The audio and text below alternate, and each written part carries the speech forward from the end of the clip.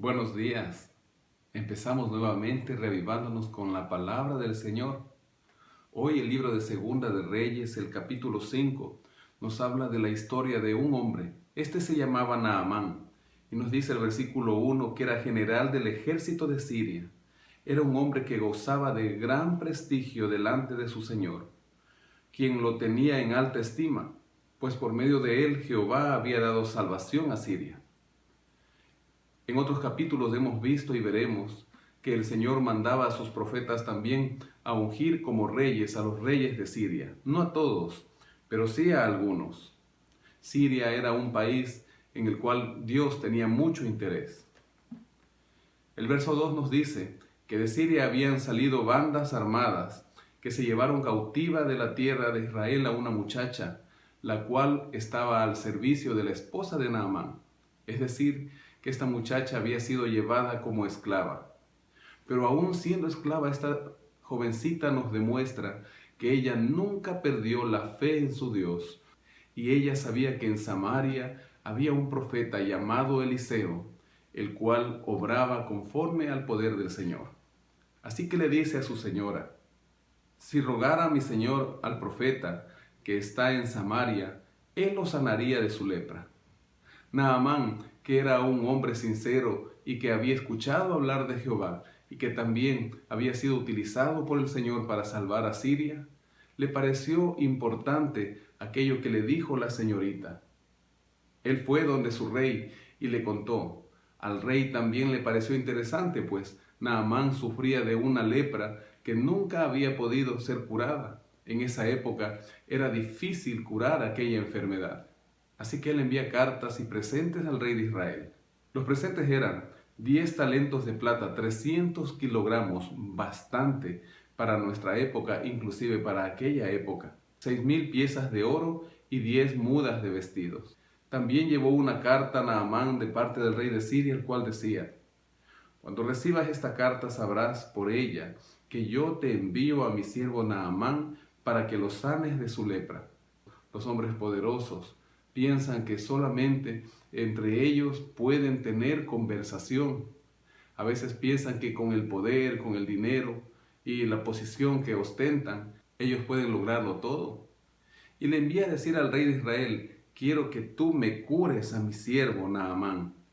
Cuando leyó esta carta, el rey de Israel, dice el texto, que él rasgó sus vestidos y luego exclamó: ¿acaso soy Dios que da vida y la quita, para que éste me envíe a un hombre a que lo sane de su lepra? Y él dijo a sus consejeros: consideren, ahora ved, porque éste está buscando ocasión para la guerra. El rey de Israel pensó que era así. Pero cuando el profeta de Dios, el hombre de Dios, Eliseo, se enteró de aquello, envió a decirle al rey de Israel: ¿por qué has rasgado tus vestidos?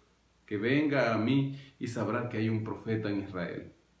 Así que Naamán fue donde Eliseo.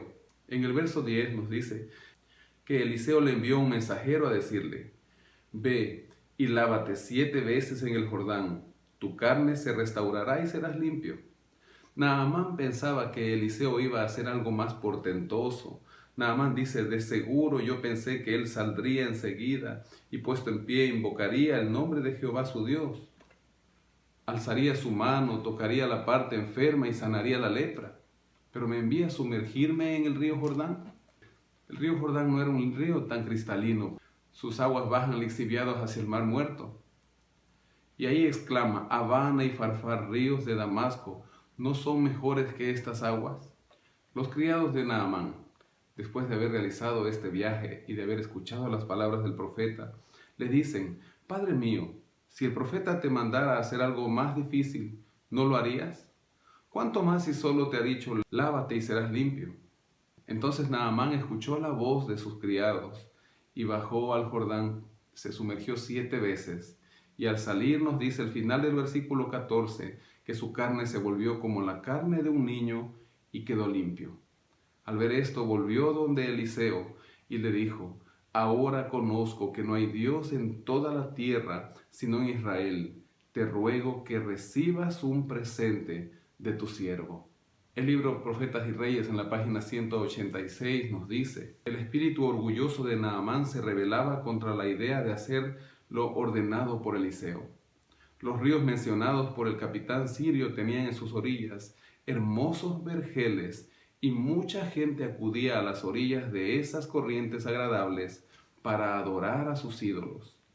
¿No habría representado para el alma de Naamán una gran humillación descender a uno de esos ríos?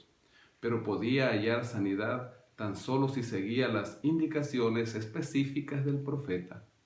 Únicamente la obediencia voluntaria podía darle el resultado deseado. Dios no ha cambiado, es el mismo hoy, y nuestra obediencia voluntaria será la que dé resultados en nuestra vida. Entonces Naamán dice a Eliseo: te ruego que recibas un presente de tu siervo.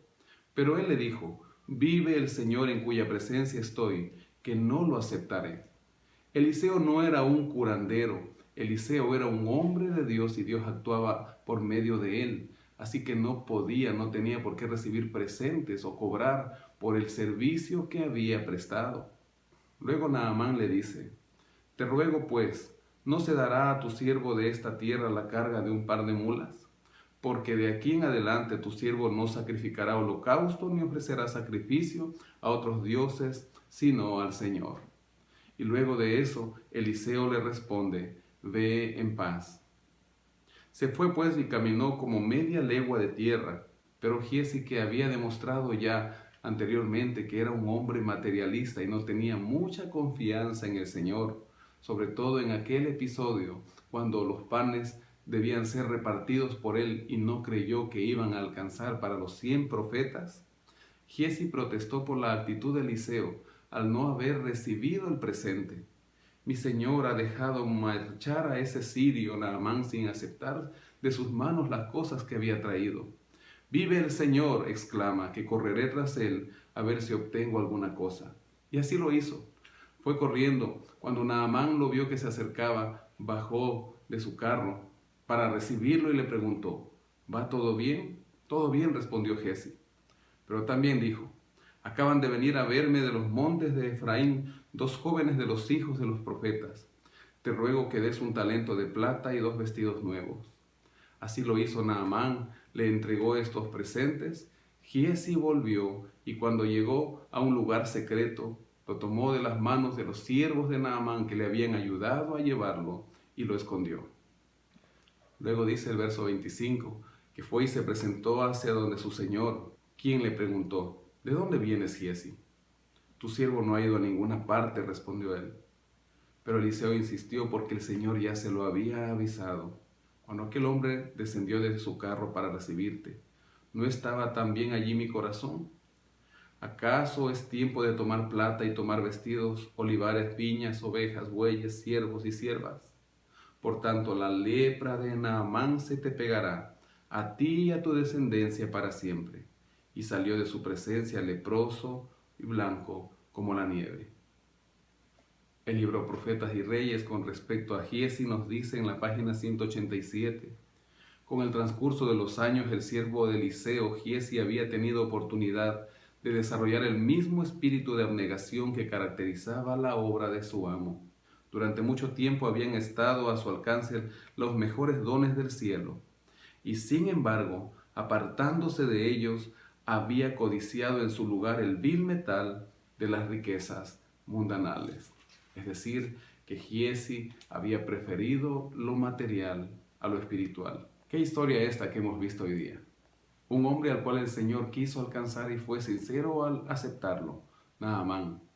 Una niña que, sin importar que era esclava en tierra extranjera, seguía confiando en el poder de su Dios. Y Giezi, quizá alguien de nosotros, en algún momento de su vida, haya sido un Giezi. Quizás hoy estemos siendo como Giezi, codiciando las cosas de este mundo y apartándonos, alejándonos así del Señor. Hoy te invito a que medites en estas palabras y dice en la página 189 de este mismo libro: a toda alma sincera que anda en tinieblas y carece de luz, se le da la invitación.